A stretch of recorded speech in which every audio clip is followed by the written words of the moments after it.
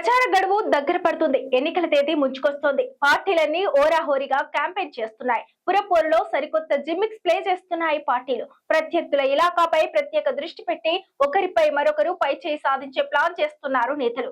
గులాబీ boss KCR, BRS working president KTR నియోజకవర్గాల్లోని మున్సిపాలిటీలపై కాంగ్రెస్, బీజేపీ సీరియస్ ఫోకస్ పెడితే సీఎం మంత్రుల సొంత సెగ్మెంట్లలో సత్తా చాటేందుకు కారు పార్టీ స్ట్రాటజీస్ ప్లే చేస్తోందట.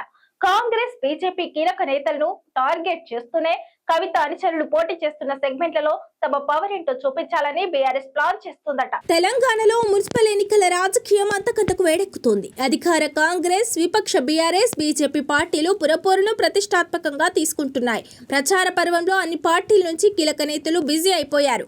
ఈ క్రమంలో రాజకీయ ప్రత్యర్థుల నియోజకవర్గాలపై ప్రత్యేక దృష్టితో పనిచేస్తున్నారట అధికార విపక్ష నేతలు.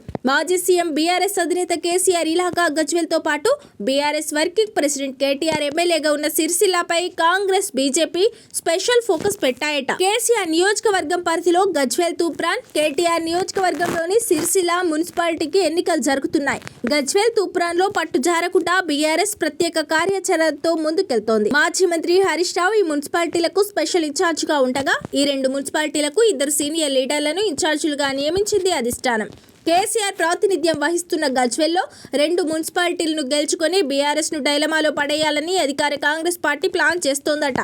ఎలాగైనా గజ్వేల్, తూప్రాన్ మున్సిపాలిటీలపై కాంగ్రెస్ జెండా ఎగరాల్సిందేనని ఇన్ఛార్జ్ మంత్రులకు, స్థానిక నేతలకు ఆ పార్టీ పెద్దల నుంచి డైరెక్షన్లు వెళ్లాయట. అయితే కాంగ్రెస్ ఎత్తులకు మాజీ మంత్రి హరీష్ రావు పై ఎత్తులు వేస్తున్నారట. ఎట్టి పరిస్థితుల్లో గజ్వేల్, తూప్రాన్ మున్సిపాలిటీలో గులాబీ పార్టీదే విజయమంటూ అన్ని తానే పనిచేస్తున్నారు. పక్కా ప్రణాళికతో రంగంలోకి దిగిన హరీష్ ప్రతిరోజు గ్రౌండ్ లెవెల్లో పరిస్థితులపై ఆరా తీస్తున్నారట.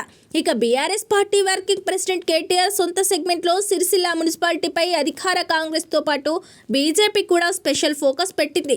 కేంద్ర మంత్రి బండి సంజయ్ సిరిసిల్ల మున్సిపాలిటీలో కాషాయ జెండా ఎగరవేసేందుకు గట్టిగానే ప్రయత్నాలు చేస్తున్నారట.